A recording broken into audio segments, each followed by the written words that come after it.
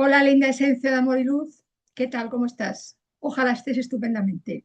Y ojalá algo de lo que voy a contarte ahora te sirva y te sea útil para estar todavía mejor. Te doy la bienvenida a Metamorfosis y Vida Cuántica con María Avalon, el canal en YouTube de Avalon Psicología y Espiritualidad. Y también te doy la bienvenida a Viajes Chamánicos y Cuánticos con María Avalon, el canal en YouTube de Bessica Piscis Tours, Viajes Sagrados y Conscientes.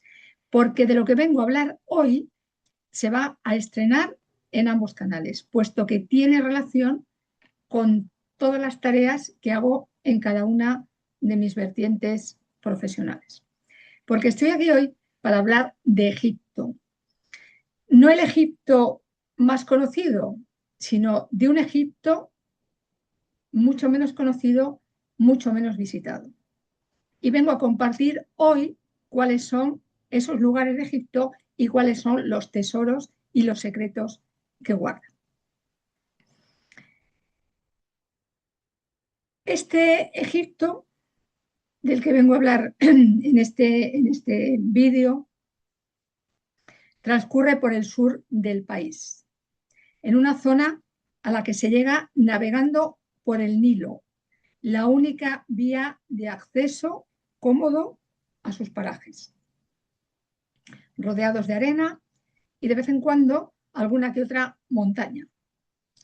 De poca altura, porque en esa zona de Egipto las montañas tienen poca altura, y gracias a eso el cielo que se contempla es esplendoroso, completamente azul y casi siempre sin nubes, con el sol en lo más alto, derramando su luz y su calor hacia las tierras egipcias y cuanto en ellas vive, se mueve, cambia.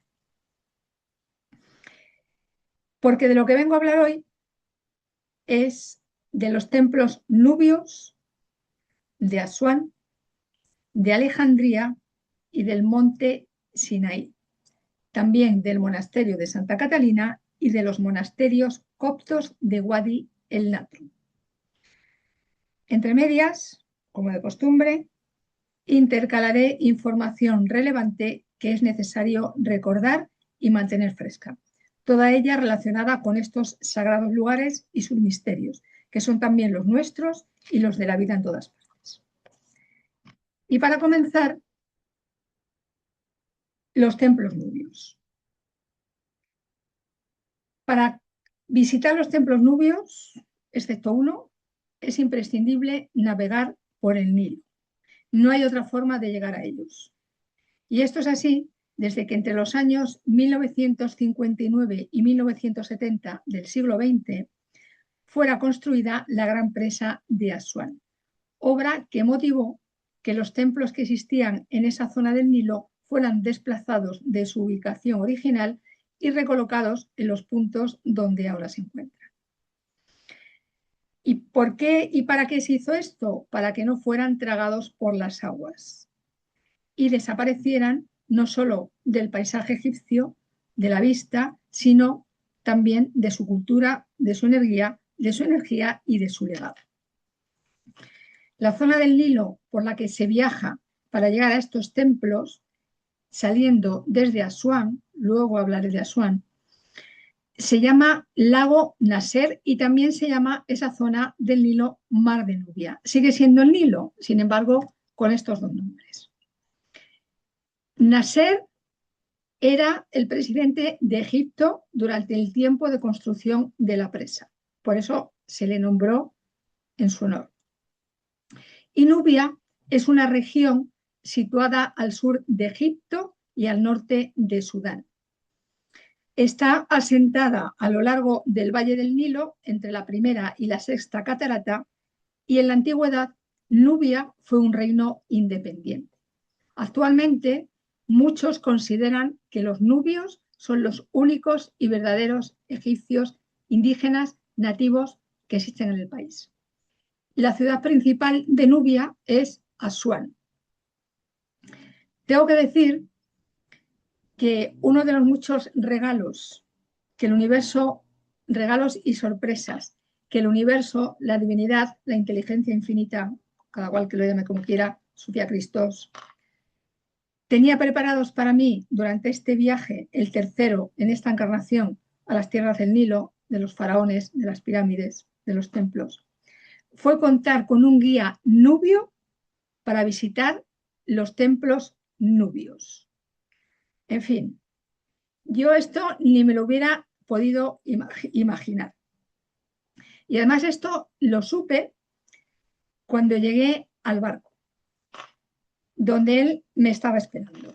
Tampoco sabía que sería la única española en el viaje y que el guía estaría únicamente para mí.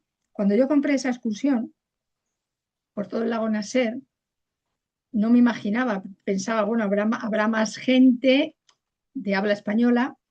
Pues no, yo era la única y ese guía, como digo, era solo para mí. De manera que hice un viaje privado. El resto de los pasajeros del barco, obviamente el barco no estaba solo para mí, eso ya hubiera sido el colmo de los colmos. El resto de los pasajeros, como digo, alrededor de 100, eran de otros países. Francia, Inglaterra, Suiza y Norteamérica. Y contaban, como es lógico, con guías en su idioma natal.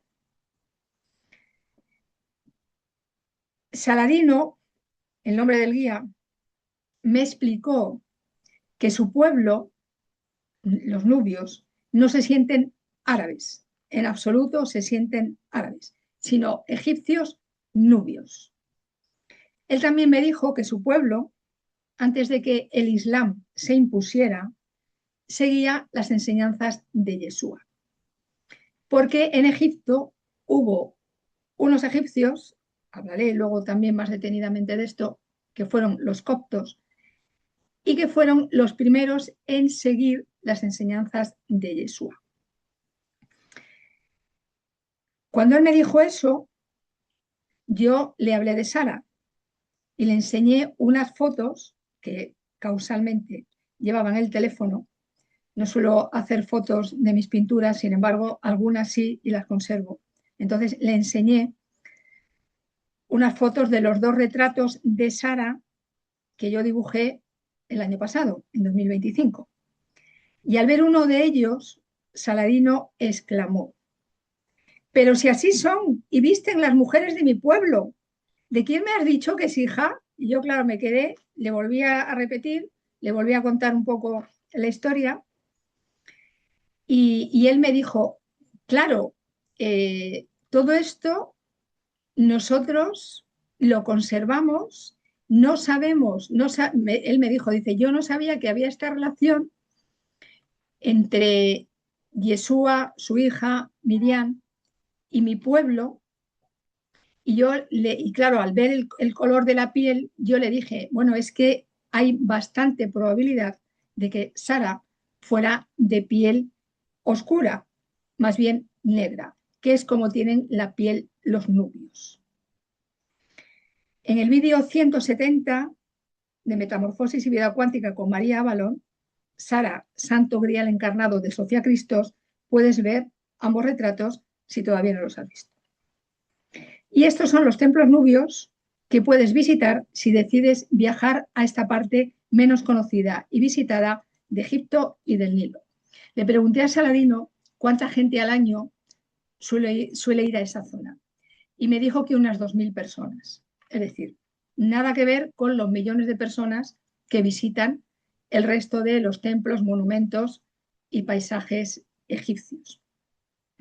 Y además, de ese año hay que restar 4 meses, porque en los 4 meses de verano no se visita esa zona, porque el calor es muy alto y no es aconsejable. Yo estuve en el mes de marzo y ya en el mes a mediados de marzo salí de Madrid el 14 y regresé el 28.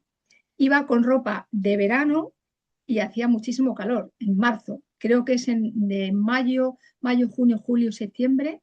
Sí, cuando no se hacen visitas allí. En octubre comienzan. De manera que en 8 meses 2.000 personas es muy poquita gente. Y la verdad es que es un lujazo encontrarte allí nada más que con la gente de tu barco. Había 2 cruceros que íbamos juntos y bueno, aunque a veces salíamos gente de los 2 cruceros a visitar los templos, como éramos poca gente y luego cada cual iba con su guía, entonces yo, como digo, yo estaba, bueno, contenta es una palabra que se queda corta, tener una persona solamente para explicarme los templos y una persona de origen nubio, en fin, sin palabras. Bueno, voy con los templos. El primero es el templo de Beit el Wali. El templo de Beit el Wali está en Calabasa. Es uno de los templos nubios más bellos y está dedicado a Amón, Nun y Ankit. Ankit es una de las muchas diosas madres de Egipto, menos conocida que otras como Isis, como Hathor, como Nut. En el recinto hay también un templo dedicado al dios creador Petá y otro con la cabeza de Hathor en los capiteles. Esto de la cabeza de Hathor en los capiteles se repite en muchísimos templos, quizás en la mayoría de los templos egipcios. No es de extrañar, puesto que Hathor es una de las representaciones de Isis y también de la Vía Láctea. Imprescindibles energías ambas en todo el país del Nilo. Y también hay otro edificio en este templo dedicado a Ramsés II. El siguiente templo nubio es el templo de Wadi el Seboa. Wadi el Seboa significa Valle de los Leones y fue mandado construir por Amenhotep III, el padre de Amenhotep IV. Luego hablaré de Amenhotep IV. Y fue reconstruido por Ramsés II. Este templo está dedicado a los dioses Amón y Ra-Horakhti. La entrada al templo está precedida por una fila de esfinges a ambos lados y también por representaciones de Ramsés II. Voy a decir pocos detalles de los templos porque no voy a desvelar todo. Siempre hay que dejar algo para que cuando las personas van, descubran.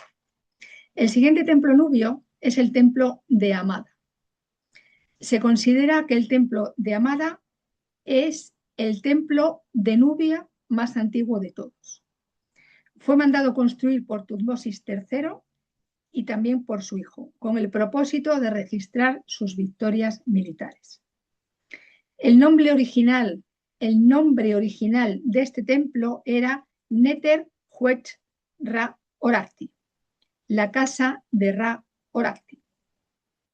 ¿A quién está dedicado? ¿Quién era Ra-Horakhti y en qué se diferencia de Ra? Bueno, como es mucho lo que tengo que compartir hoy en este vídeo, dejo esta pregunta en el aire por si te apetece investigar. Yo sé quién es Ra-Horakhti. Templo de Alder en Daca. Este templo está dedicado al dios Tot, cuyo nombre egipcio es Diyuti y cuyo nombre en Atlántida era Chiquetet Arlich Bomilitis. Fue mandado construir por Tutmosis III también. No, perdón. Este no tengo anotado porque fue mandado construir. En sus paredes, además de Tot, también están representados otros dioses importantes como Isis, Hathor, Ra, Tefnut.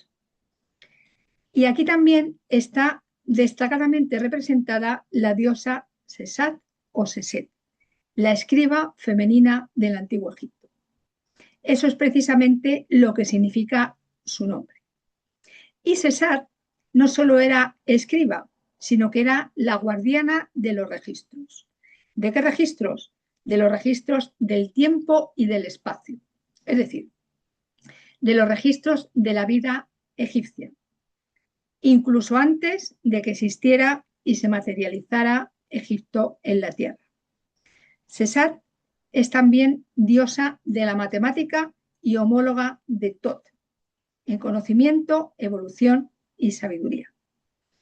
Se dice que Sesat o Seset se la nombra de las dos maneras, es consorte celeste de Tot, tal vez su hermana.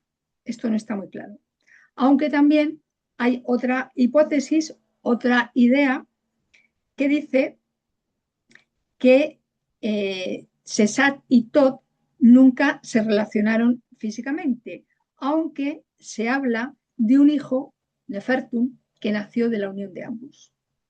Es posible, esto lo digo yo, porque como no está claro, es posible que ese nacimiento tenga más que ver con ese tercer polo, esa tercera energía que surge de la unión armoniosa y perfecta de otras dos, femenina una, masculina la otra. Más esto que un hijo físico. Pero bueno, la otra posibilidad tampoco se descarta. César, a quien comencé a dibujar antes de este viaje y a quien he terminado de pintar hace un par de días, a ver, aquí está escribiendo jeroglíficos, porque estoy aprendiendo los jeroglíficos, aprendiendo o recordando, no sé muy bien, ya se verá. César, como experta matemática, era la que llevaba las cuentas de todo, incluidos los años de vida y de reinado de cada faraón. Por eso era regente de los registros acásicos, de los registros del tiempo. Esos en los que nada ni nadie que haya existido queda fuera de cómputo, de recuerdo, de vestigio. A veces, en algunos bajorrelieves, en algunas pinturas, Sesat aparece representada portando una piel de leopardo. En este templo está representada así. Y también a menudo aparece en bajorrelieves y pinturas detrás de Tot. Dirigiendo las manos, está Tot aquí y ella está detrás, dirigiendo las manos sin tocarlo hacia su espalda,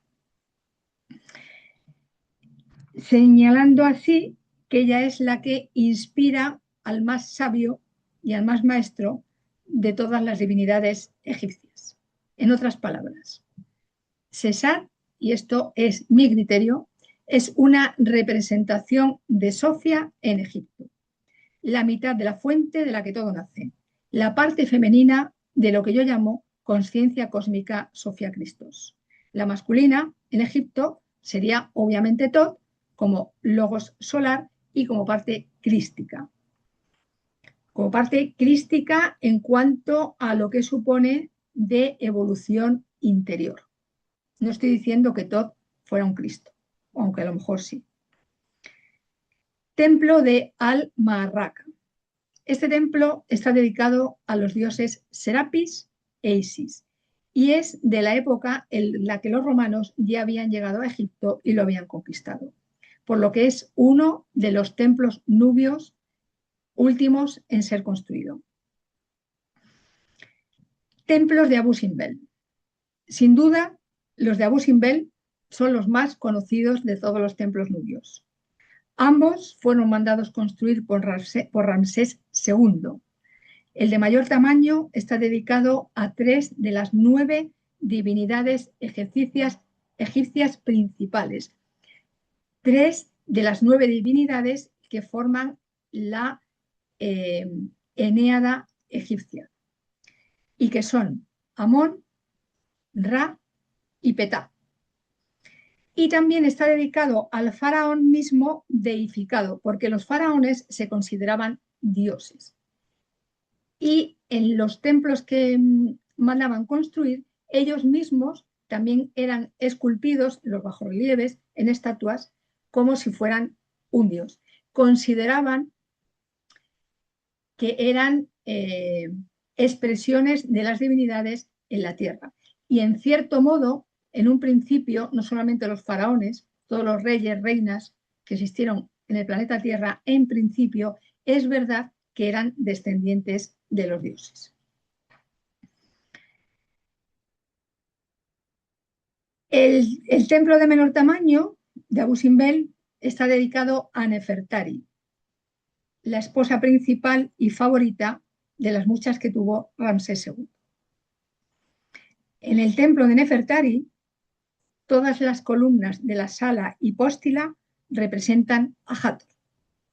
Y en ambos templos, el de mayor tamaño y el de menor, hay varias cámaras profusamente decoradas con bajorrelieves y pinturas que representan escenas de la vida de Ramsés II, escenas de la vida de Nefertari, de Ramsés II y de Nefertari, y también de las campañas del faraón.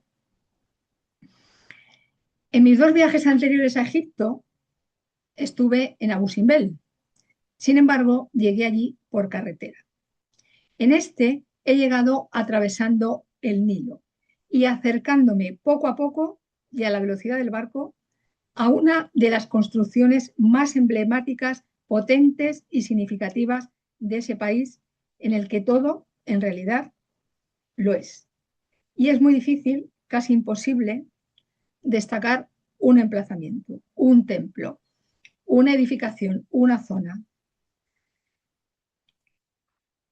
Nunca olvidaré esa imagen. El día el día que llegábamos a Busimbel, hacía muchísimo viento, había muchísimo polvo de todas las dunas que están alrededor y la vista no era muy buena, o sea, se veía como en neblina, ¿no? Yo cada vez que veo neblina pienso que estoy en Avalon, da igual en qué punto del planeta esté. Y entonces la gente que estábamos arriba en la terraza del barco esperando la visión, mucha gente decía, ay, no lo vamos a ver, que está muy, hay mucha neblina, hay mucho polvillo. Ya. Y yo decía, bueno, yo pensaba para mí, bueno, a medida que nos vayamos acercando, se irá despejando. Efectivamente. No se puede describir, eh, era como si para mí los templos nos estuvieran atrayendo. Además, pusieron una música épica, una música que era una canción de Vangelis. Me encanta la música de Vangelis.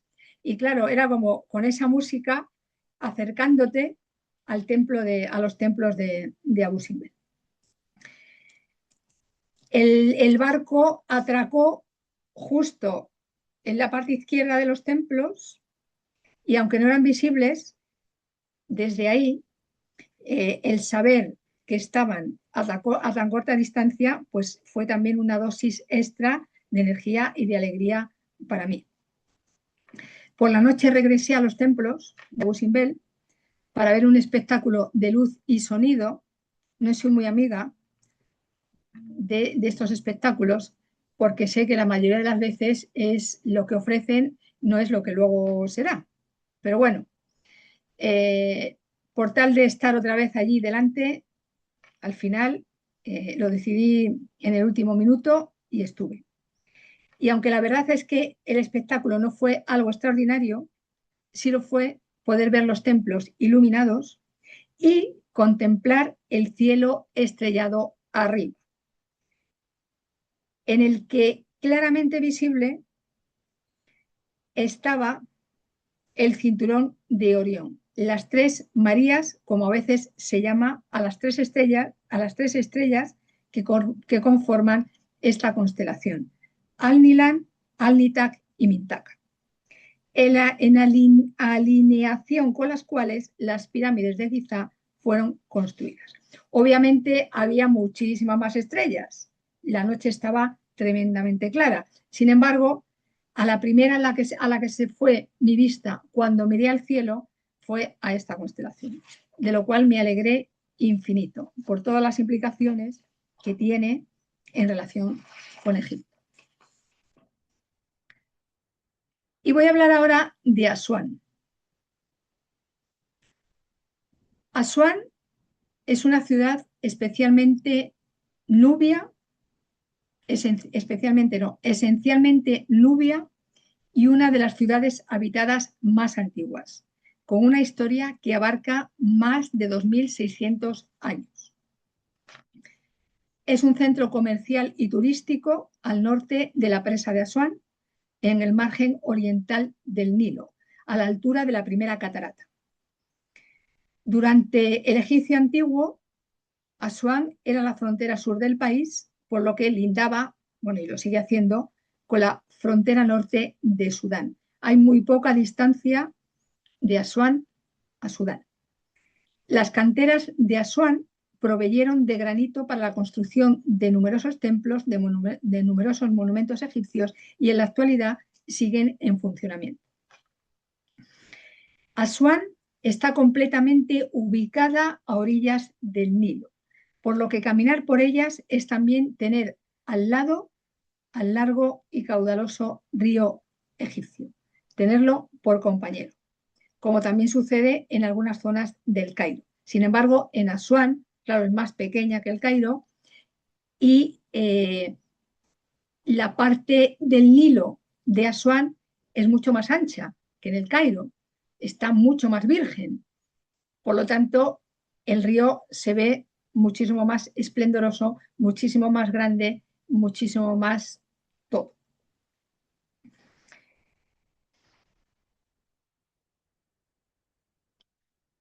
También su puerto es enorme y siempre está lleno de cruceros que viajan Nilo arriba y Nilo abajo. Es habitual, yo esta vez no lo hice, pero seguro que la próxima sí, que muchos cruceros vayan de Luxor a Asuán y luego de Asuán a Luxor.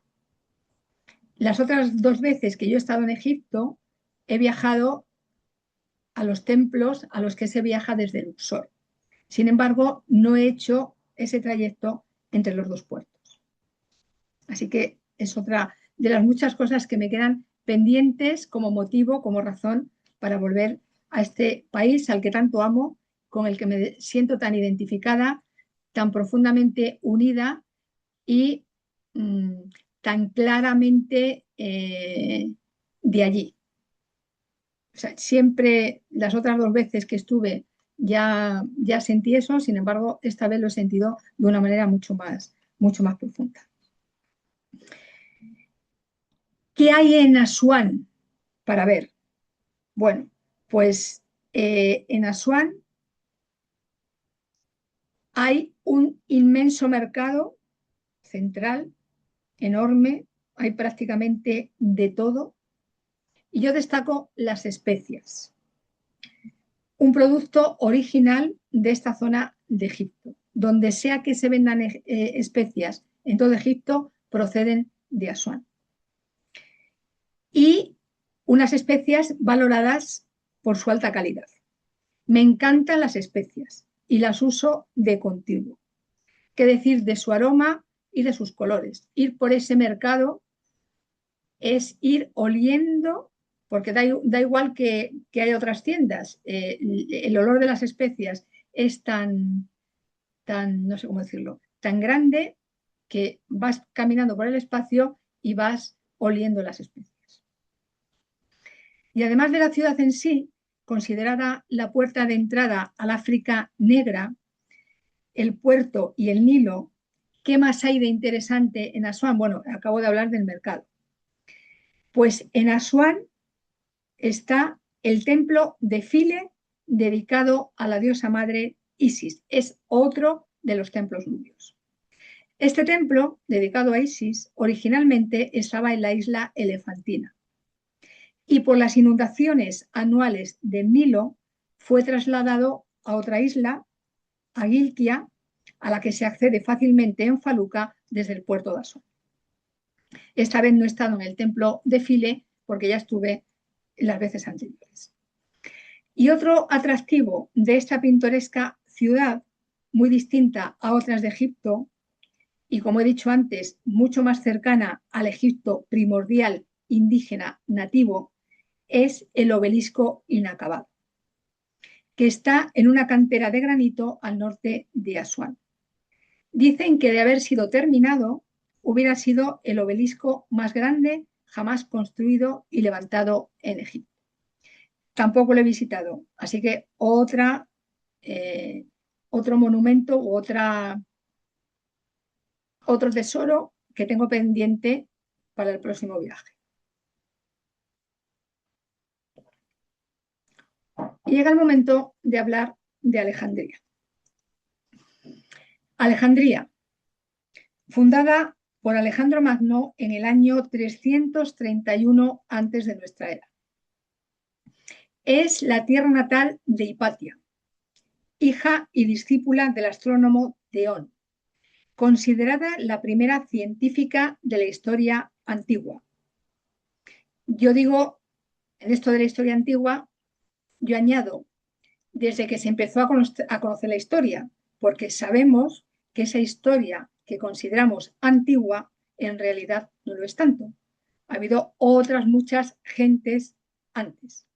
Y también sabemos, a día de hoy, sin ningún atisbo de duda, que muchas de esas humanidades que existieron antes con su ciencia, con su tecnología, con su misticismo, con su espiritualidad, con su sabiduría, todavía hoy siguen siendo negadas. Así que por eso especifico. Primera científica de la historia antigua, teniendo en cuenta lo que acabo de mencionar. Y una de las primeras mujeres en dedicarse a las matemáticas, la astronomía, la filosofía, la astrología. Fue fundadora y cabeza principal de la escuela neoplatónica de Alejandría. Maestra de aristócratas, tanto cristianos como judíos y paganos, que ocuparon altos cargos en la sociedad de su tiempo. Últimos años del siglo IV y primeros del V. Seguramente, gracias, por lo menos en una buena parte, a sus enseñanzas pudieron ocupar esos cargos. Hipatia de Alejandría también escribió sobre geometría, álgebra y astronomía, e incluso inventó y diseñó varios instrumentos científicos.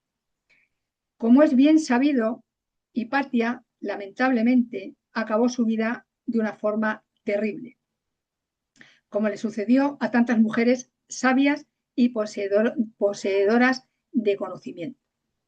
Hipatia fue desollada, descuartizada y quemada por un grupo de fanáticos cristianos entre la edad de 55 y los 60 años de su vida.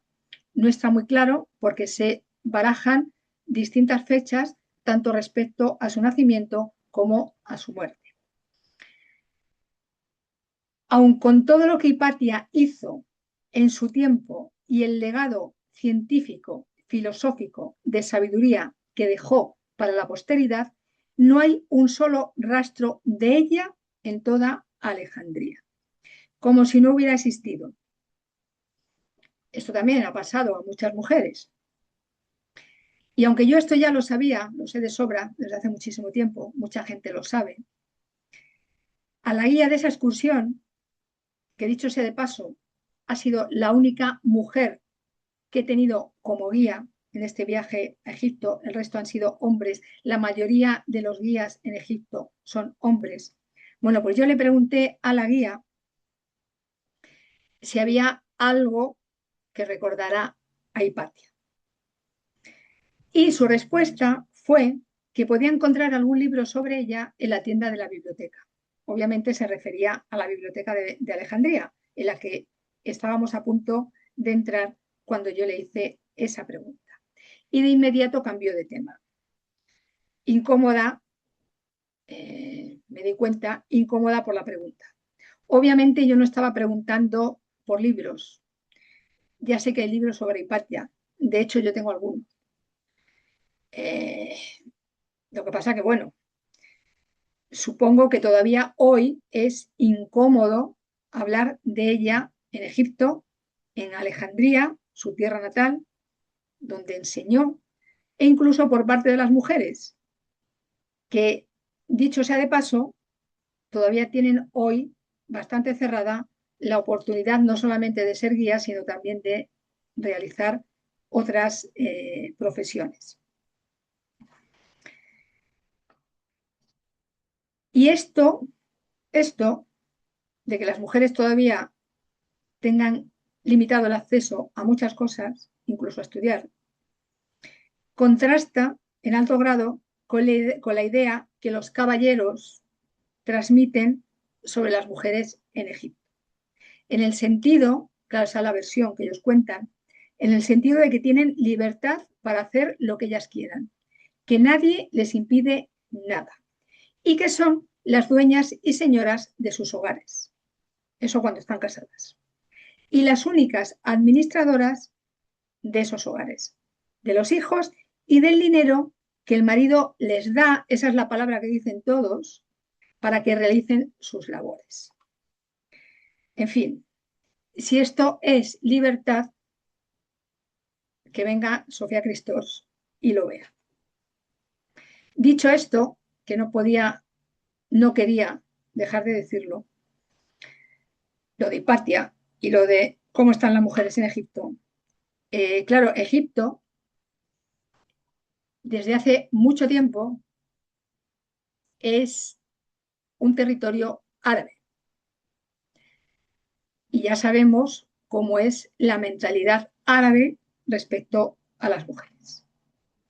Y dicho esto, voy a mencionar que hay en Alejandría que sea interesante y merecedor de una visita a la segunda ciudad egipcia más importante después de la capital, después del Cairo, que además está bañada por el mar Mediterráneo y se encuentra en la zona más occidental del delta del Nilo, en el norte de Egipto y aproximadamente a unas 2 horas y media de distancia desde el Cairo, en coche. Una ciudad que poco después de ser fundada por Alejandro Magno se convirtió en el centro cultural del mundo antiguo, gracias a su estratégica situación a orillas del Mediterráneo y a orillas del delta del Nilo. Alejandría cuenta con unos espléndidos, bellísimos y exuberantes jardines frente a ese mar Mediterráneo. En el interior de estos jardines está el Palacio de Montaza, construido en el año 1892. El puerto y los puentes sobre el Mediterráneo, en la antigüedad lugar de gran movimiento y trasiego de mercancías, viajeros, conocimientos, también son lugares interesantes de visitar. Otro resto histórico es la columna de Pompeyo, de época romana. La columna de Pompeyo formaba parte del templo de Serapeum, que actualmente está en ruinas y del que solo se conservan algunas galerías y túneles. La biblioteca de Alejandría, seguramente la parte más conocida de esta ciudad y la parte más visitada también. Bueno, desde luego, aunque obviamente el edificio no es el original porque la biblioteca fue destruida, bien merece una visita. Está en pleno uso y pasear por sus pasillos llenos de estanterías repletas de volúmenes de las más variadas temáticas es un verdadero regalo para quienes, como yo, amamos los libros y tenemos a esos hermanos de papel, con hojas llenas de conocimiento, como los más fieles compañeros de vida y amigos, e incluso como los más comprometidos amantes. Esto realmente, literalmente, son para mí los libros. Por eso, en la miniatura he puesto una foto que me saqué en una de las estanterías de la Biblioteca de Alejandría. La enormidad y amplitud del edificio refleja la enormidad y amplitud de la sabiduría que, no obstante, no puede ser circunscrita a un espacio, por grande que éste sea. La sabiduría siempre ocupa más. No solo hay libros en la biblioteca más conocida del planeta, también hay esculturas, hay pinturas, hay museos, hay galerías de arte, en fin, un lugar espléndido en el que estar, sentir, estudiar, meditar, contemplar, leer, escuchar. Cleopatra VII, la última reina de Egipto, mantuvo una relación muy estrecha con la Biblioteca de Alejandría, que usaba como centro de formación intelectual y también como símbolo de poder cultural. No es de extrañar, porque ella misma, Cleopatra VII, era una mujer muy culta y que sabía hablar varios idiomas. aunque es más conocida por su belleza, mucho más importante, mucho más trascendente que su belleza era su sabiduría, su cultura y su conocimiento. Lamentablemente, todavía hoy se sigue destacando la belleza de las mujeres, como si los hombres no fueran bellos y como si las mujeres no tuviéramos otra cosa diferente, más importante, más interesante, más valiosa que nuestra belleza. Tras su muerte, de Cleopatra VII, el esplendor intelectual de la biblioteca comenzó a decaer, especialmente tras la ocupación romana de Egipto. Los romanos, la verdad es que todo lo que construyeron en los sitios en los que estuvieron, todo lo que conquistaron en los sitios en los que estuvieron, dejó atrás mucho de lo que había sido construido antes y lo dejó atrás no en el sentido positivo, sino en el sentido de que obviaron mucha de la grandeza que existía en los lugares que fueron conquistados por ellos. Y hablando de la belleza de las mujeres, que se dice en la Biblia, se dice en la Torá también, o la Biblia es una traducción, una adaptación de la Torá, se dice que los Nefilim, los ángeles caídos, se prendaron de la belleza de las mujeres terrenas y por eso cayeron y cohabitaron con ellas y tuvieron descendencia. Bueno, pues yo añado ahora que no solamente había nefilim masculinos, sino que también había nefilim femeninas. Y que las nefilim también se prendaron de la belleza de los hombres terrenos y bajaron aquí para cohabitar y tener descendencia con ellos. Porque ya vale, ya está bien de poner toda la responsabilidad siempre en las mujeres. Y dicho sea de paso también, lo de nefilim, lo de ángeles caídos, lo de caído, pues también es un error.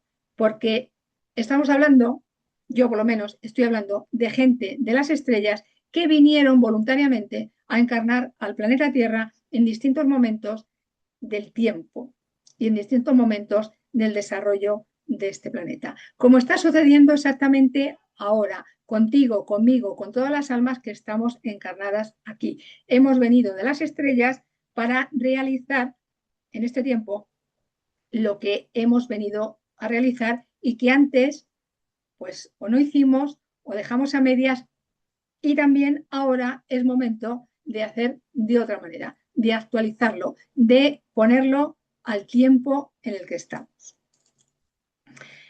Otro lugar de obligada visita en Alejandría son las catacumbas de Com el Sucafa. Estas catacumbas tienen distintos niveles de profundidad y en ellas conviven el arte griego y el arte egipcio.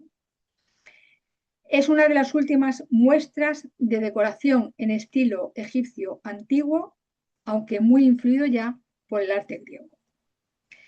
Ya he dicho otras veces, vuelvo a decir ahora, las catacumbas, los cementerios, las tumbas, las cuevas son uno de mis lugares predilectos.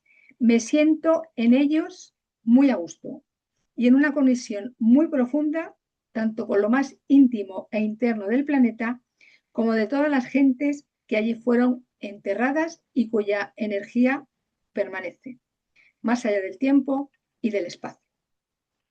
Estas catacumbas de Alejandría me recuerdan muchísimo a las de Rabat y Medina, en la isla de Malta, y también al hipogeo de Hal Saflieni, en el centro mismo de la isla maltesa. De acuerdo con la tradición allí en Egipto, copta, en otros lugares católica, de acuerdo con la tradición, el apóstol Marcos estuvo en Alejandría, donde vivió varias veces, donde llegó varias veces desde distintos lugares para predicar las enseñanzas de Yeshua. En el centro de la ciudad está la Catedral Copta Ortodoxa de San Marcos, la iglesia más antigua de Egipto y de África, y una de las más conocidas del planeta. Fue construida en el año 62 de nuestra era y se dice que fue el propio apóstol Marcos el que mandó construirla. Fue el primer obispo de Alejandría y fundador del cristianismo en África, que murió arrastrado por las calles de la ciudad en el año 68. Entre las mezquitas de Alejandría destaca la de Al-Mursi Abu al-Habas, que es la de mayor tamaño y mayor número de visitas, de gran belleza tanto por fuera como por dentro. Y también hay una sinagoga, que esta vez no tuve tiempo de visitar. Se trata de la sinagoga de Eliyahu Hanaví, el profeta Elías, que también está presente Eliyahu Hanaví en el monte Sinaí, y de quien se dice que alcanzó la iluminación y la inmortalidad, transfigurándose entonces en el arcángel Sandalfón, que es el que lleva las plegarias a la divinidad. Fue construida en el año 1354 y bombardeada por los franceses durante la invasión de Egipto en el 1798 y reconstruida en el 1850 con la colaboración de la dinastía Muhammad Ali. En el vídeo 154, Angelomorfosis y Resurrección, hablo de Eliyahu Hanaví. En esta bellísima ciudad al borde del Mediterráneo y del delta del Nilo, también existió una de las 7 maravillas del mundo antiguo, el Faro de Alejandría. Una torre de al menos 100 metros de altura, construida en el siglo III antes de nuestra era, para servir de punto de referencia en el puerto alejandrino. El faro fue gravemente dañado por 3 terremotos, ocurridos entre los años 956 y 1323. Obviamente, el faro no existe. Hace pocos meses se han descubierto unos restos que se cree podrían ser del faro. Y voy a hablar ahora de una de las partes de este viaje que ha sido la más emocionante y la que es más difícil de describir en palabras. Se trata del monte Sinaí. Ha sido, como digo, de todos los lugares que he descubierto, visitado, sentido, vivido, disfrutado en este tercer viaje al país del Nilo, el monte Sinaí ha sido, en todos los sentidos, no solo el más emocionante, sino también el más poderoso. Por la belleza del lugar, por su energía, por lo que representa. Todavía hoy, aun viendo las fotografías, me parece un sueño haber estado en sus parajes y haber sentido, seguir sintiendo esa potente energía, esa belleza, ese esplendor, que son, como digo, muy difíciles de poner en palabras, porque lo que hay, lo que es, lo que representa el monte Sinaí está más allá de lo que se pueda decir. Obviamente es mi sentir, es mi punto de vista.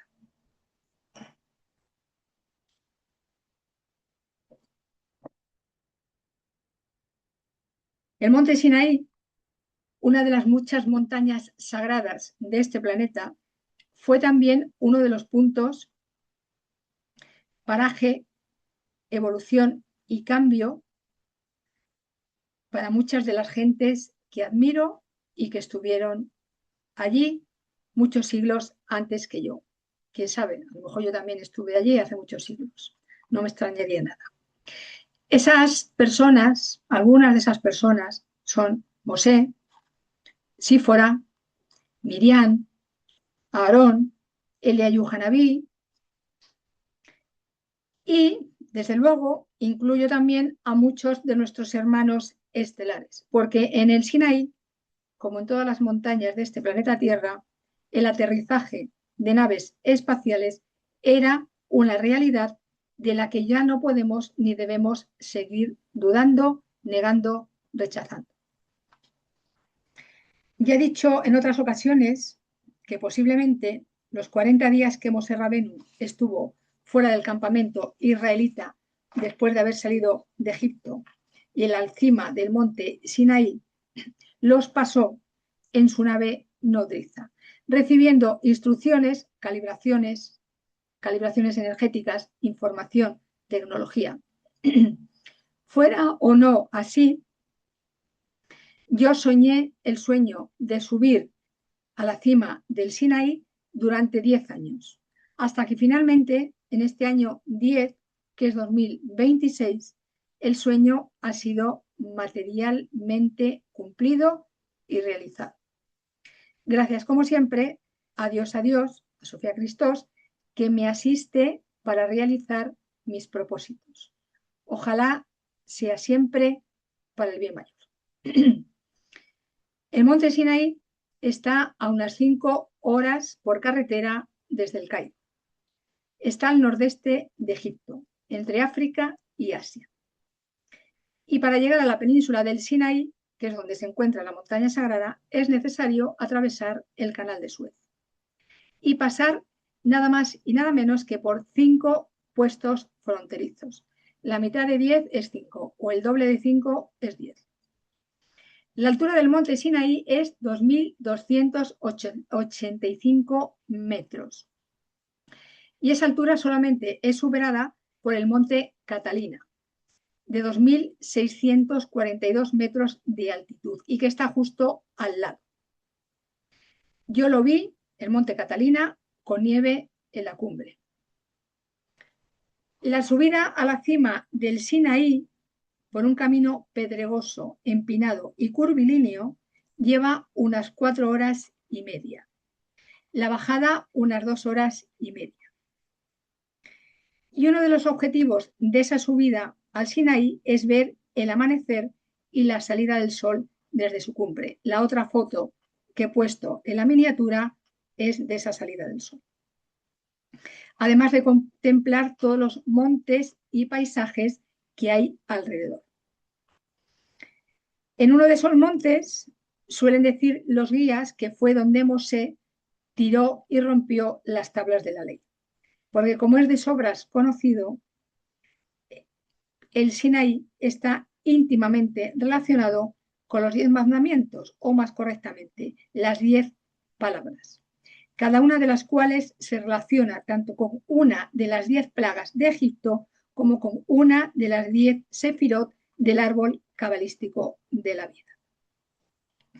La mayoría de la gente quiere ver el amanecer y esa es la alternativa que ofrecen las plataformas que programan y realizan excursiones a la zona. Fue la que yo escogí porque era la que verdaderamente quería hacer. Yo quería no solamente subir a la cima del Sinaí, sino ver el amanecer desde su cumbre. La salida hacia la montaña sagrada del Sinaí se realiza desde un puesto de control de pasaportes y revisión de mochilas. Y esto es así porque han habido atentados en esa zona. Entonces ya se cuidan muy mucho de que esto no suceda. Lo más habitual y recomendado es ir con un guía beduino, porque los beduinos que viven allí son los que conocen perfectamente la zona y saben el camino exacto por el que hay que subir. Más aún si la subida se realiza de noche, que fue como yo la realicé. Porque para poder ver el amanecer arriba tienes que salir de noche del campamento. Yo estaba en un campamento beduino. Bueno, la salida no es exactamente del campamento a este puesto de control de pasaportes y de mochilas hay una distancia que se hace en coche y ya a partir de ahí todo se hace caminando. Hay varias paradas en el camino para descansar, para reponer fuerzas, para tomar algo caliente si se quiere, para comer algo. Yo no necesité comer ni beber ni para subir ni para bajar. La fuerza y la energía del lugar, mi emoción, mi alegría por estar allí, pensar en quienes habían estado antes que yo, la ilusión de contemplar el amanecer desde lo alto, muchos motivos más, fueron el combustible que me ayudó a subir y el alimento que me sostuvo durante toda la noche, en unas horas en las que habitualmente estoy durmiendo. Aquel día estaba más despierta que despierta, como para no estarlo. Además, gracias a que el cielo estaba completamente despejado, pude contemplar toda la parte de la Vía Láctea con sus innumerables estrellas que se ve desde allí y que alumbran el camino. No solamente alumbran el camino, sino que lo hacen aún más espectacular, más impresionante, más mágico. El guía con el que había ido del Cairo allí al campamento me había dicho, porque el día que llegamos allí, que llegamos por la mañana, empezó a nublarse y prácticamente todo el día estuvo con nubes. Y el guía me dijo, está muy nublado, va a estar muy nublado por la noche, no vas a poder ver las estrellas. Y yo no hablé, sin embargo, pensé para mí. Porque tú lo digas, esta noche el cielo estará despejado y yo veré las estrellas. Sé hasta la saciedad que cada vez que alguien me dice, te va a resultar imposible hacer tal, no vas a poder ver cuál. Yo sé que lo que me están diciendo es que sí. Y otra vez sucedió así. El último tramo para llegar a la cumbre cuenta con 750 escalones. Sí, ni uno más ni uno menos. Y una vez arriba, a esperar a que amanezca y a que salga el astro rey para contemplar luego con la luz del día el paisaje que parece sacado de otro mundo. La luz diurna muestra luego, cuando se hace la bajada, sin tapujos, el camino recorrido y el estrecho espacio que hay en algunos tramos. Algo que, claro, obviamente por la noche no se ve. Así que mientras bajaba, yo pensaba, por aquí he pasado yo hoy, menos mal que estaba oscuro, menos mal que era de noche, si no, a lo mejor no me hubiera atrevido. Sí, sí, seguro que sí. Tenía tan claro que quería estar arriba que sí. Tengo que contar que aunque camino mucho y desde hace muchos años practico distintos tipos de ejercicio físico, yo no subo montañas ni tampoco hago senderismo. Esta fue la primera vez en todos los años de vida que tengo, que no voy a decir cuántos porque no viene a cuento, que estuve en un lugar como el Sinaí y recorriendo el camino que hay que recorrer para subir a su cumbre. Me siento muy contenta y muy feliz de estar en la debida forma física para poder haber hecho ese recorrido que acabo de describir. Y también en la debida forma metafísica, porque todo es importante.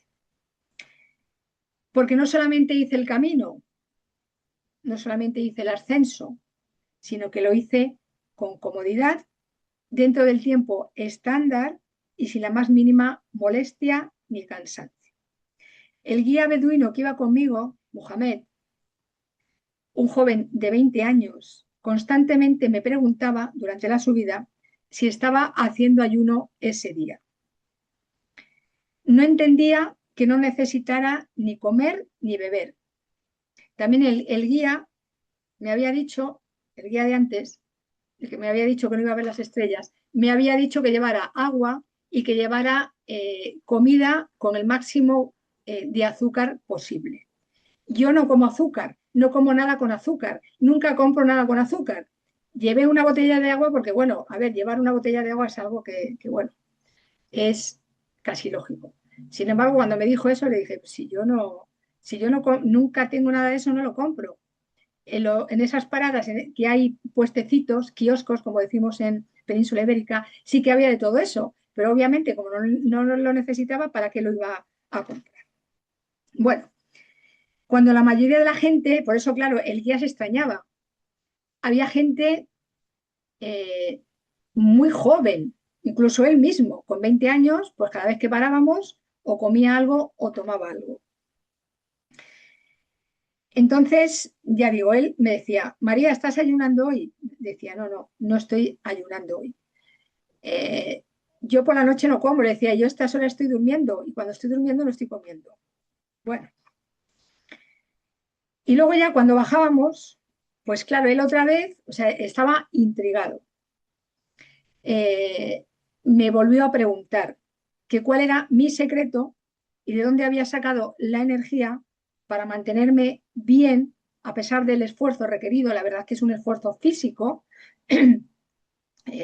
hacer esa subida. Y yo, claro, yo cuando me hizo esa pregunta hice este gesto. Digo, mira, mira a tu alrededor, mira a su alrededor y me dice, sí, ¿y qué? Y yo le digo, de todo esto y de lo que hay arriba, he sacado la energía sin necesidad de comer ni de beber.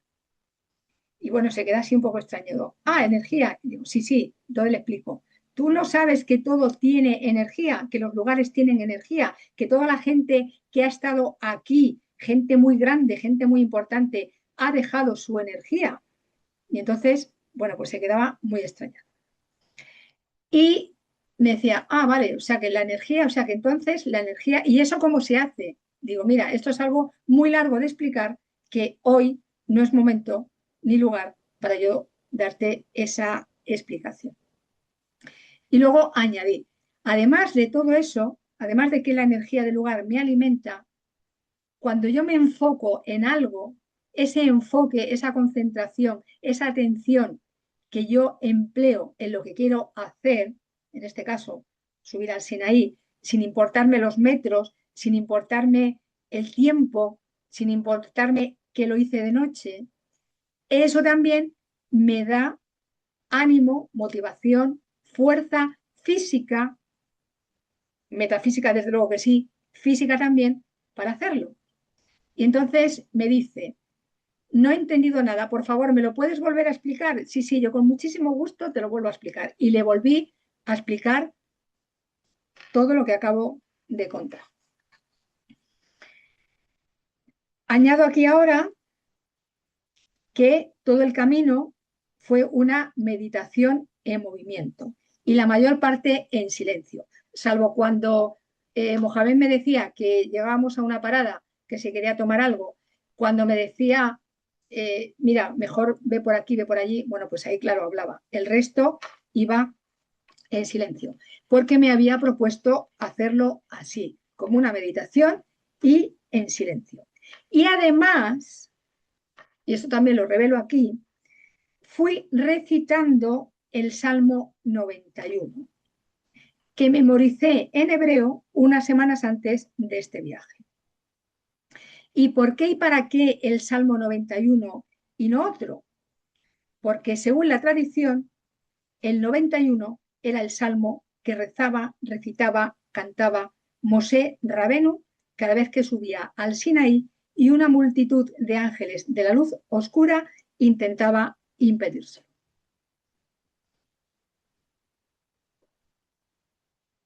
Los salmos, también llamados himnos, cánticos, oraciones, meditaciones, porque son todo esto y mucho más, porque además los hay de varios tipos, son excelentes herramientas espirituales que tienen distintas virtudes y nos asisten de manera muy potente en nuestra vida cotidiana y también en la materialización y realización de una amplia variedad de propósitos, tareas y objetivos, además de mantenernos en un alto grado de conexión espiritual con la inteligencia suprema, con lo divino.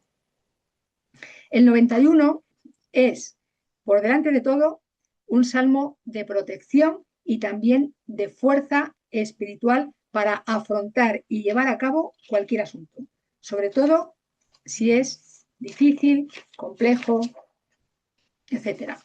Y lo corroboro. Y no solo por su ayuda para subir y bajar del Sinaí, lo recito, medito y repito a menudo cada día desde que me encontré con los salmos, con esta tecnología maravillosa, en el año 2023 en un curso con un señor que se llama Pau Navarro.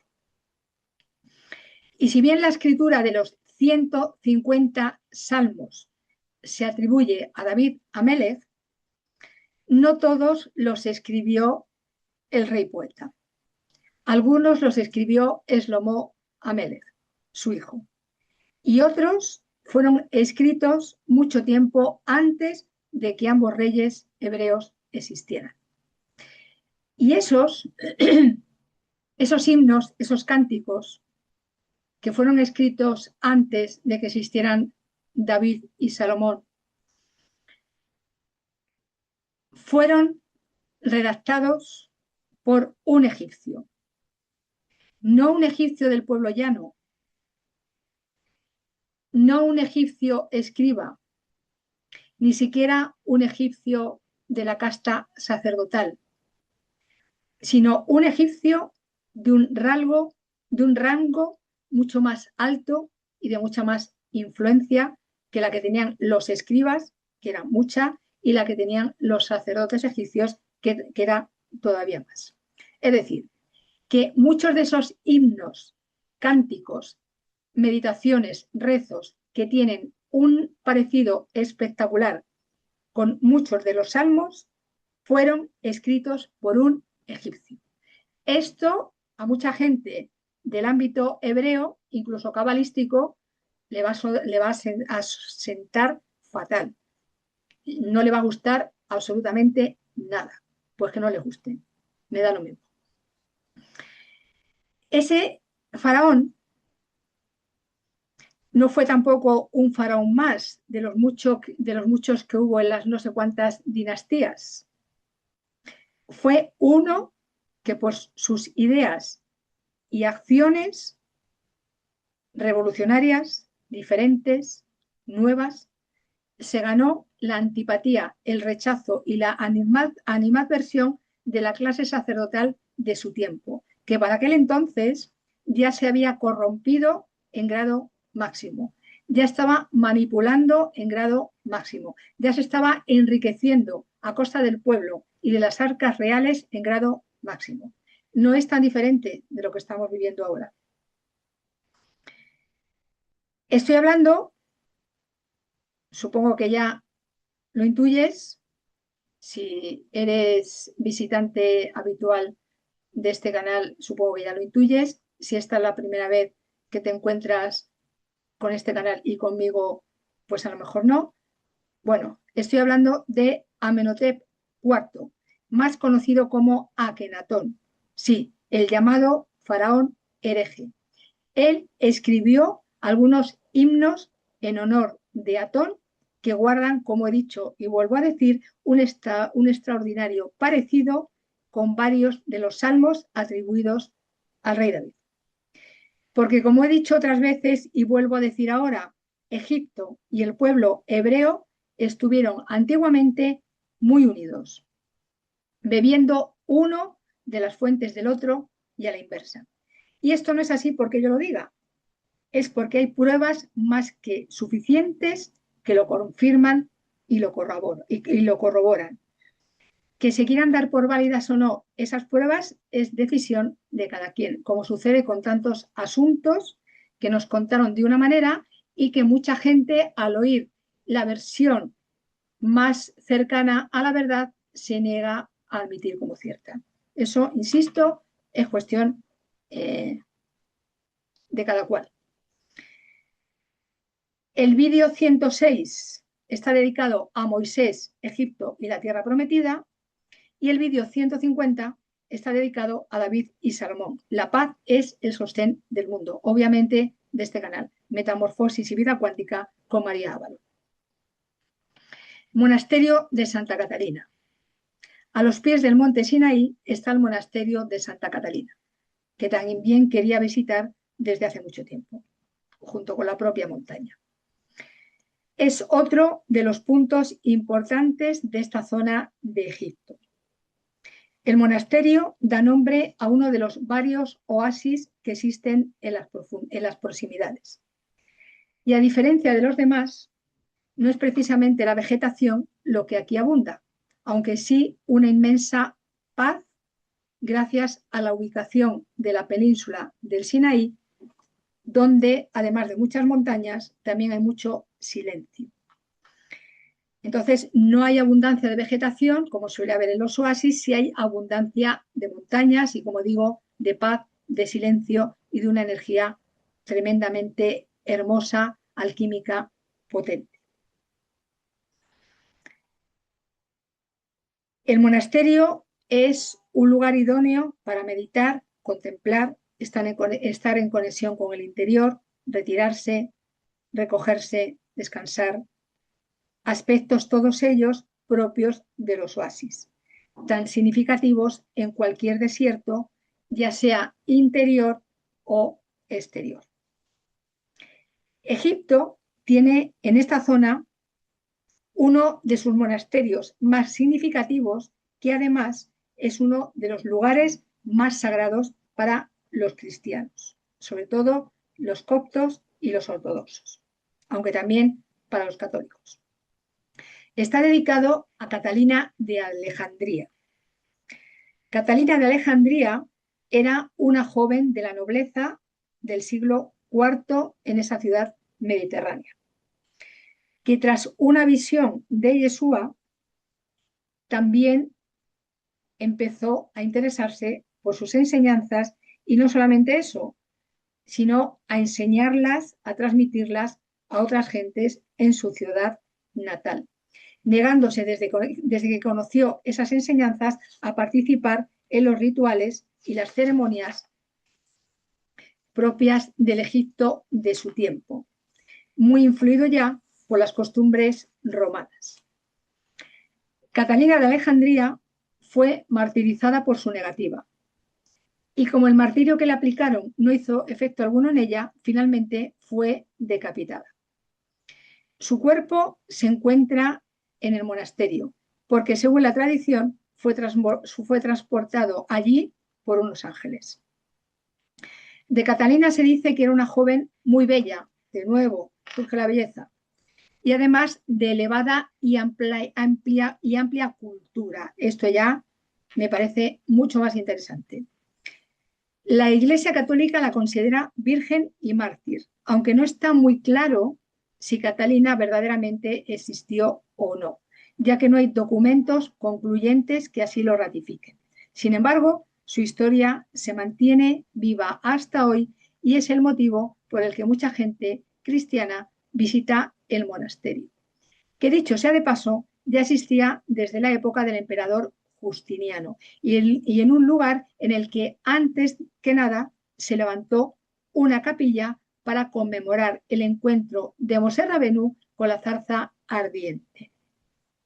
Todo el recinto del monasterio está rodeado por una muralla, de manera que por fuera se parece más a una fortaleza que a un templo.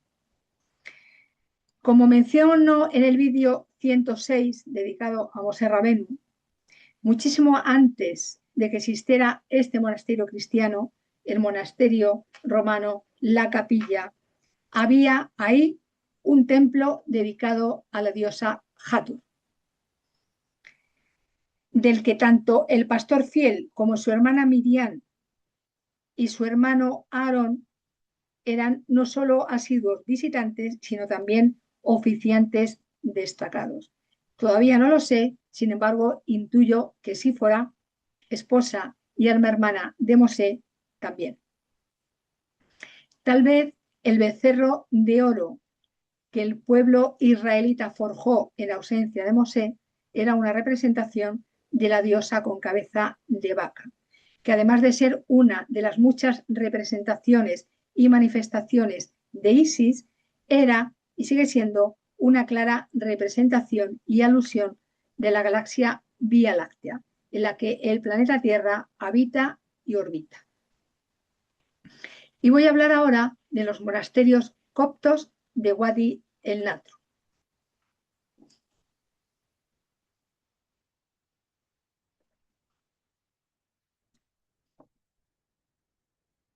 Wadi el Natron es un valle o también un oasis situado a poca distancia del Cairo, aproximadamente 1 hora y media por carretera.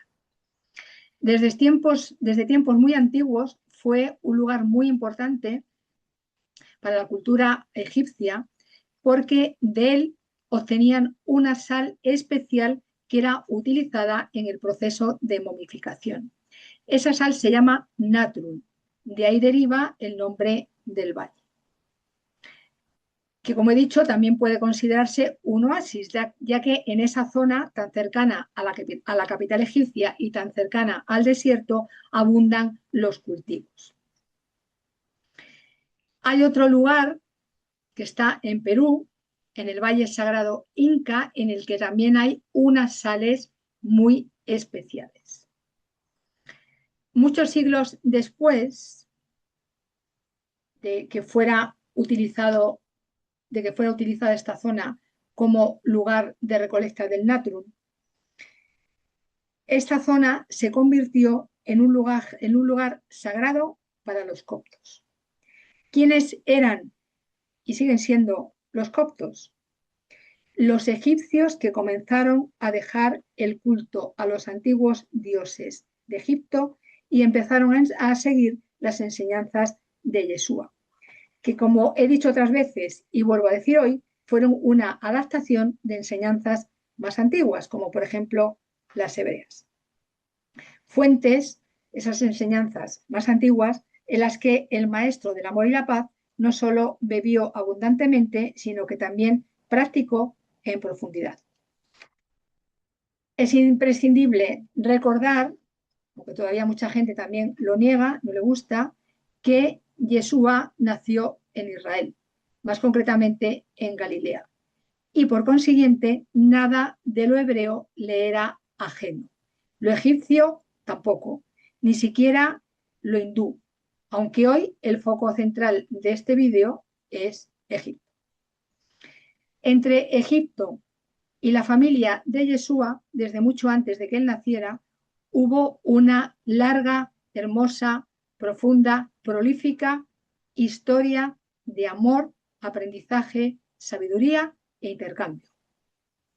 Muchos de sus miembros, antepasados, contemporáneos, sucesores, pasaron largas temporadas en las tierras del Nilo, aprendiendo y entrenando los conocimientos, la mística y la tecnología espiritual y alquímica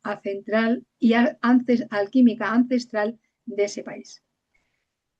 Su misma madre era sacerdotisa de Isis en el grado de María y su compañera de enseñanzas, alma hermana y madre de 3 de sus hijos, Miriam de Betania, era igualmente sacerdotisa de la gran diosa madre egipcia, en el grado de Magdalena. Su abuela materna, Ana, fue igualmente sacerdotisa de Isis y también de otras diosas egipcias como Sekhmet y Hathor. Yeshua mismo potenció y desarrolló su esencia y sus capacidades en Egipto, además de transmitir y compartir allí las que ya traía desarrolladas de vidas anteriores y las que había adquirido en esa vida en otros lugares del planeta Tierra y del cosmos.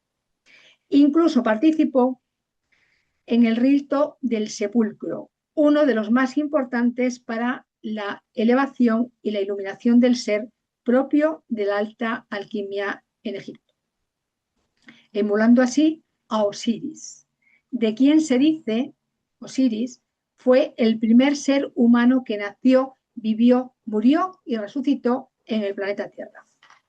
Vuelvo a recordar aquí la profunda y estrecha similitud que hay entre la tríada egipcia por excelencia, Isis, Osiris y Horus, y la tríada crística por excelencia, María, José, Yeshua.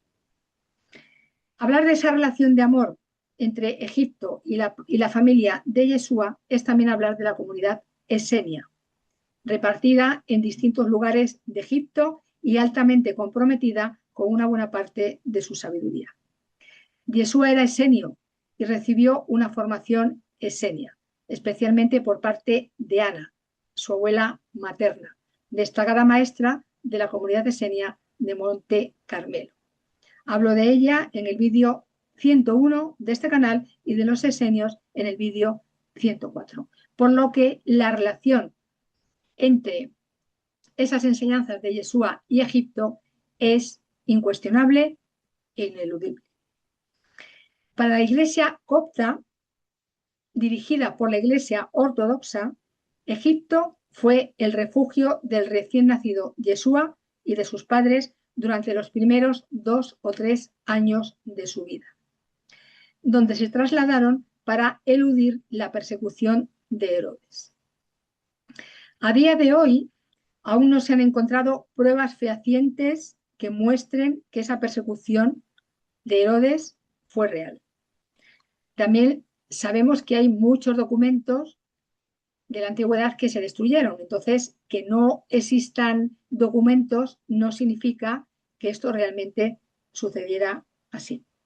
Sin embargo, ocurriera o no, la tradición copta, como sucede con la católica, mantienen esa huida de Israel para ubicarse en Egipto y eludir así la persecución de Herodes. Ocurre lo mismo con otros muchos datos en relación con Yeshua y no solo respecto a él, que siguen ocultándose y manipulándose para impedir que la verdad sea revelada, se haga carne y habite entre nosotros. Esa historia copta sobre la estadía de la tríada crística en Egipto señala varios lugares de residencia, tanto en el viaje tanto en el viaje de ida desde Galilea como en el de viaje de regreso. Igualmente se relatan varios milagros que Yeshua, ya desde muy niño, realizó en algunos de esos lugares. En muchos de ellos, con el transcurrir del tiempo, se levantaron iglesias y monasterios con los que conmemorar esa estancia y guardar su memoria. Uno de esos lugares fue precisamente Wadi el Natrun, donde hay 4 monasterios coptos, de los muchos que existieron en las proximidades del Cairo. Hay quien habla de decenas, hay quien habla de centenas de monasterios. Y también se dice que todos ellos, salvo los 4 que siguen en pie, fueron destruidos, ya que desde el año 639 de nuestra era, cuando un grupo de musulmanes llegó a las tierras del Nilo, la religión islámica comenzó a imponerse y como consecuencia todo lo cristiano estaba prohibido y era perseguido en un altísimo grado. También costó la vida a mucha gente que seguía esas enseñanzas. Ahora ya no sucede eso. La comunidad cristiana está respetada, está admitida, aunque la religión mayoritaria en el país es el Islam, aproximadamente un 90%. El porcentaje de cristianos es de un 10 a un 15%. Y no son católicos, esto es muy importante tenerlo en cuenta, son coptos ortodoxos. Y existen en Egipto a día de hoy poquísimos judíos. Esos monasterios de Wadi el Natrun son Al-Baramús, San Bisoy, San Macario y Deir el Sourián. Al-Baramús y San Macario están dedicados a Madre María. San Bisoy está dedicado a un ermitaño que vivió donde hoy está el monasterio que lleva su nombre. Bisoy, ese ermitaño, posteriormente se convirtió en monje y fue el padre espiritual de muchos de los monjes que se reunieron allí con él. Bisoy es conocido por su caridad, su sabiduría, su sencillez y su bondad, y también por su devoción a la reclusión y la tranquilidad.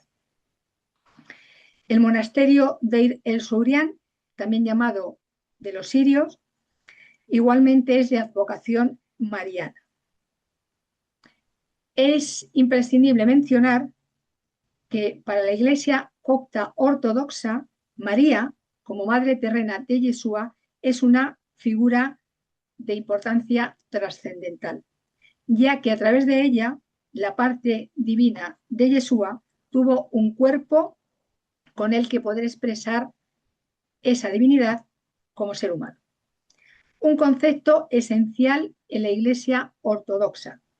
Ambos aspectos, el divino y el humano de Yeshua, no solo están unidos en una sola persona, sino que también son perfectamente compatibles. No hay predominio de uno sobre el otro.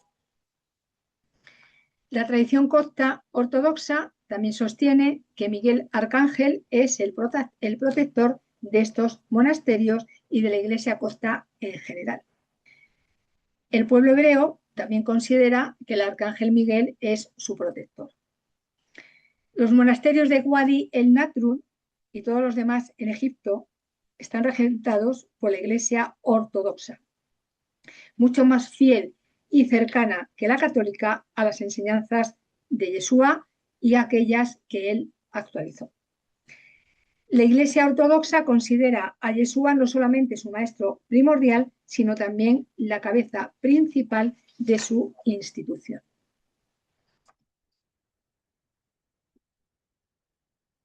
En uno de los monasterios, bueno, ni qué decir tiene que los monasterios son un lugar para estarse allí de retiro un montón de días. Hay una pega, y es que en ninguno hay mujeres. No existen monjas en ninguno de esos monasterios. Y aunque las mujeres podemos visitarlos, no se puede residir allí. Sin embargo, es desde luego para quedarse allí, por la tranquilidad, por el silencio, por la energía.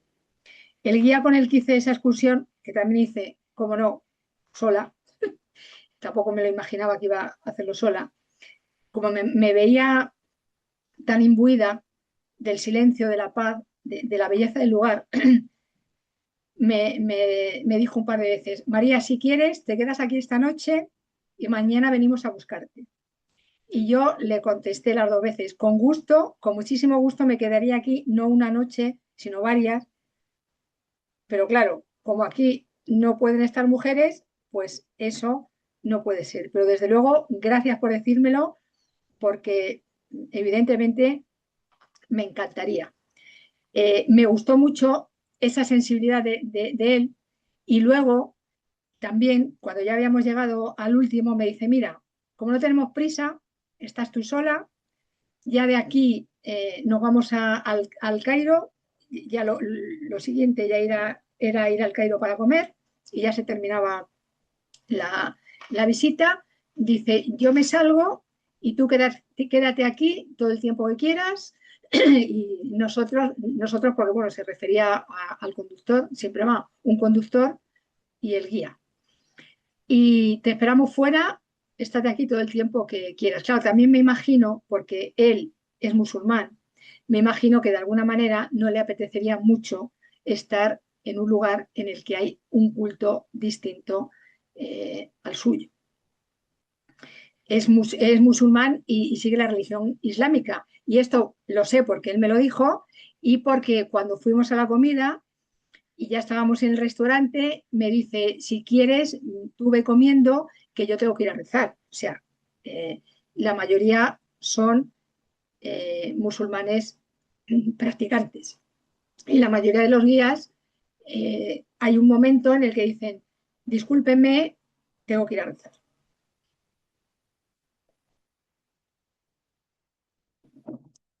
En uno de esos 4 monasterios, no digo cuál, para que tú lo descubras si decides visitar esa parte de Egipto, hay 2 frescos en el altar mayor. No están completos, están a medias, sin embargo, lo que se ve es bastante claro. Bueno, tengo que decir también que el monasterio, los monasterios los enseñan monjes y son de una amabilidad exquisita. Y explican todo con un amor exquisito. El guía me decía, aunque nosotros sepamos toda la historia de estos monasterios, nosotros aquí no podemos hablar. Los monjes son los que se ocupan de explicar las cosas. Bueno, yo supongo que para él, como guía, no sería muy cómodo, para mí, pues será otro regalo, contar con alguien que vive allí que te cuente la historia de los monasterios, ¿no? Luego ya, como siempre, yo me quedo con lo que me quedo y con lo que no resueno, pues no me quedo. Pero bueno, insisto, son amabilísimos y, y se les nota, transmiten eh, la energía de los lugares. Entonces, bueno, como decía, en uno de los monasterios hay el resto de dos frescos en el altar mayor. Uno representa el sacrificio de Isaac, hijo de Sara y de Abraham. Y en el otro está Melquisedec dando de comer a Abraham. Según el monje que me estaba enseñando ese monasterio, esa fue la primera forma en que se dio la comunión.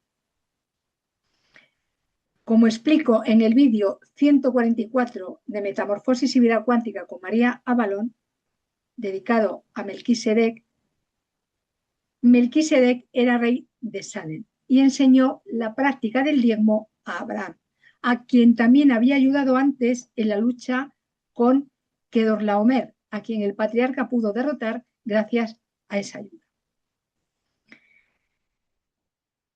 Aprovecho para recordar que el atado de Isaac, porque en verdad no fue sacrificado, aunque todavía se siga mencionando así a ese evento, tuvo lugar cuando él ya era una persona adulta. No era ni un bebé ni un niño de corta edad, como todavía hoy los textos católicos interesadamente mantienen. Ese episodio en la vida de ambos patriarcas, padre e hijo, fue una prueba iniciática para los dos. En cuanto a Abraham, el padre, porque tenía un exceso de gesed, bondad, generosidad, amor. Y en cuanto a Isaac, el hijo, porque tenía un exceso de geburá, disciplina, rigor, límites. Como consecuencia, ambos eran obedientes en demasía y tenían probablemente una fe ciega en la divinidad, cosa que Dios a Dios en lo más mínimo quiere. Abraham tenía esa fe ciega respecto a Dios e Isaac respecto a Dios también y respecto a su padre. Por ello, debían pasar por una experiencia que les ayudara a discernir y darse cuenta de que eso no es lo que Dios a Dios quiere. Sus respectivas esposas tenían desarrolladas y equilibradas las dos facetas, el Gesed y la Geburá.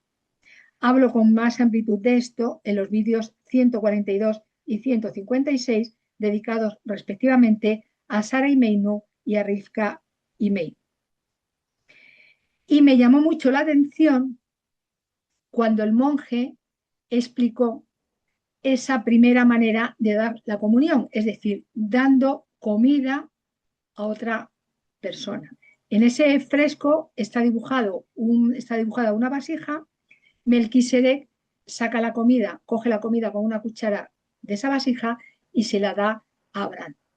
Y no solamente me llamó la atención esa forma de dar la comunión, sino que me llamó la atención que ya la comunión existiera en tiempos tan antiguos como son los de Melquisedec y Abraham. En el centro histórico del Cairo existe un barrio copto que bien merece una visita. Esta vez yo no lo he visitado, sí lo he visitado las dos veces anteriores. En ese barrio copto, en el centro histórico del Cairo, está la iglesia de los santos Sergio y Baco, una de las más antiguas, no solo de la capital egipcia, sino de todo el país. Y fue construida allí porque se dice que también fue uno de los puntos estratégicos, uno de los puntos principales donde estuvo la familia crística de María, Joseph y Yeshua. Hay un monumento en uno de los templos de Wadi el Natrun. Es una puerta, el monumento es una puerta y a los lados hay unas unos muros con pinturas.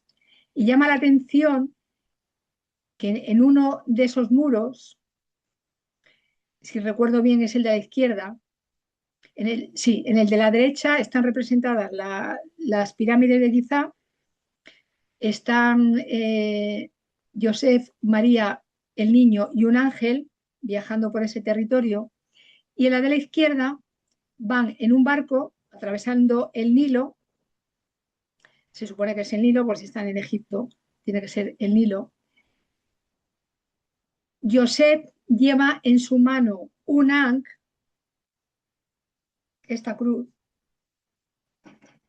María está sentada como en la posición del loto y Yeshua niño está sentado en su regazo, en sus piernas. Así que esto llama la atención, ¿no?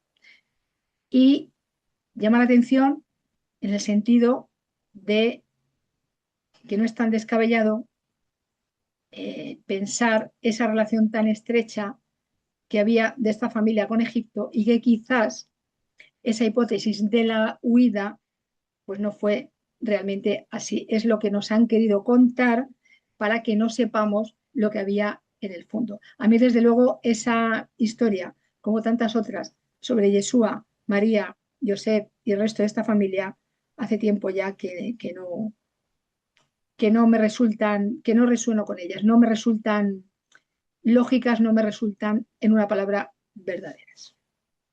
Y hasta aquí hoy este vídeo dedicado a Egipto y sus tesoros menos conocidos. Muchas gracias a Egipto por todo lo que he vivido en esas alquímicas y sagradas tierras. Bendiciones infinitas para todos sus rincones, para todos sus habitantes, para todas sus energías. Muchísimas gracias igualmente para ti, que estás aquí en este canal o en estos canales y en este planeta. Y, como siempre, que la luz, el amor y el poder de la paz sean siempre las luminarias que acompañen tu camino. La metamorfosis, la vida cuántica, los viajes chamánicos, los viajes cuánticos también. Bendiciones y hasta la próxima.